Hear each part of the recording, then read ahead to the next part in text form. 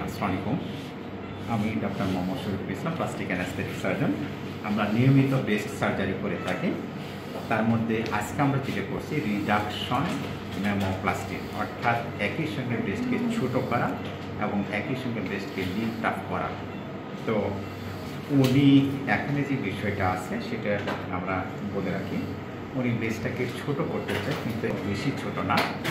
তো ওনার ডিটেলসে গিয়ে আমরা যখন বুঝতে পারলাম, যখন একটা ব্রেস্ট ঝুলে থাকে তখন কিন্তু স্বাভাবিকভাবে সেটাকে বড় মনে হয়। আমরা ডিটেলসে যখন ওনার সঙ্গে কথা বলি, আমরা ক্লিয়ারিফাই করে বুঝতে পারি যে আসলে ঠিক সেটি ব্যাপারটা, যে ওনার কাছে এখন বেশি বড় মনে হচ্ছে।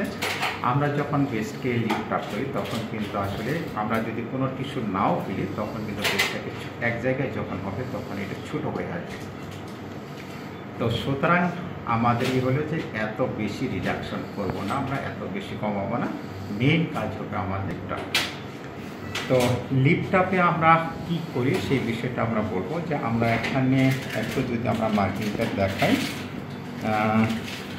এখানে আমরা মার্কিং করেছি, দ্যাট ইজ হলে যে এই নিপল এরিওলাটা জায়গাটা, এখানে এই যে এখানে রাউন্ড ফিগার করা আছে, এই জায়গাটায় সেটা চলে যাবে, এটা এখানে চলে যাবে। আর ভিতরের টিস্যুগুলা আমরা রিঅ্যারেঞ্জমেন্ট করব, অর্থাৎ টিস্যুটাকে এদিক সেদিক করে আমরা একটা লিফট আপ করবো। বিশেষ করে রয়েছে আমরা স্ট্রাকচারাল মেমোপ্লাস্টি যদি বলি, স্ট্রাকচারাল